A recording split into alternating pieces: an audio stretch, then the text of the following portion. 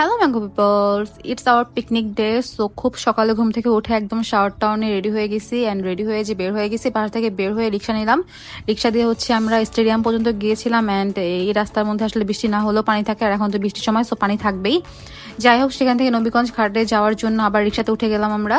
And এই রাস্তা যাওয়ার সময় ভিউ যেমন সুন্দর লাগছিল, তেমন অনেক বাতাস ছিল সকালে। এই যে আমার চুলের কি ভয়ানক অবস্থা বাতাসের কারণে, মানে আমি একদিকে আর আমার চুল উড়ে অন্যদিকে চলে যাচ্ছে। তারপর এই তো নবীগঞ্জ ঘাটে পৌঁছে গেলাম, পৌঁছে আমরা নৌকা দিয়ে পার হলাম।